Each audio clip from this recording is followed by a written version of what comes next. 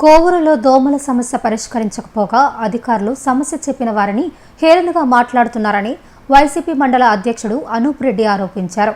Kovur YCP కార్యాలయంలో ఆయన మీడియాతో మాట్లాడారు. సమావేశంలో వైసీపీ నాయకుడు శివుని నరసింహులు తదితరులు పాల్గొన్నారు.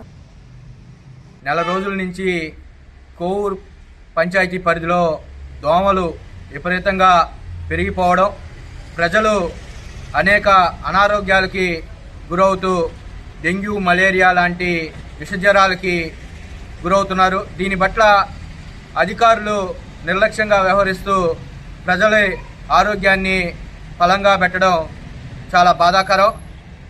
ఇది దోమల నివారణకి చేపట్టాల్సిన చర్యల్ని చేపట్టకపోగా ప్రజలు ఇబ్బంది అని చెప్పి అధికారుల దగ్గరికి వెళ్తే నిర్లక్ష్యంగా వ్యవహరిస్తూ వాళ్ళని హేళన చేసే విధంగా మాట్లాడడం జరిగిందని చెప్పి కొద్దిమంది బాధితులు మాకు ఫోనుల ద్వారా తెలియజేయడం జరిగింది. మేము అధికారులందరికీ తెలియజేస్తూ ఉన్నాం, మీకు ఈ రోజు నుంచి గురువారం దాకా మీకు గడువు ఇస్తూ ఉన్నాం.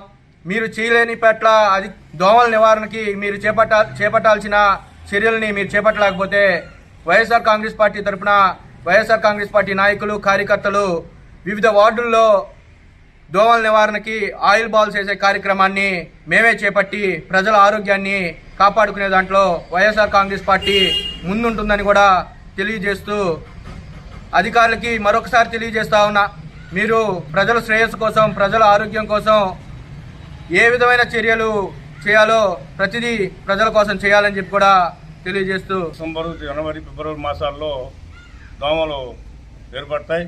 ఆ దోమలు కానీ తొందరగా కానీ అరికడితే కొన్ని దోమలతోనే పోతాయి. కొంత ఆలస్యం చేస్తే ఒక దోమ లక్షల్లో పిల్లలు పెట్టి దుత్తుతం చేస్తాయి. కాబట్టి అన్ని పంచాయతీల్లో కూడా దోమల చర్యలు వెంటనే చేపట్టాలని కోరుకుంటున్నాం.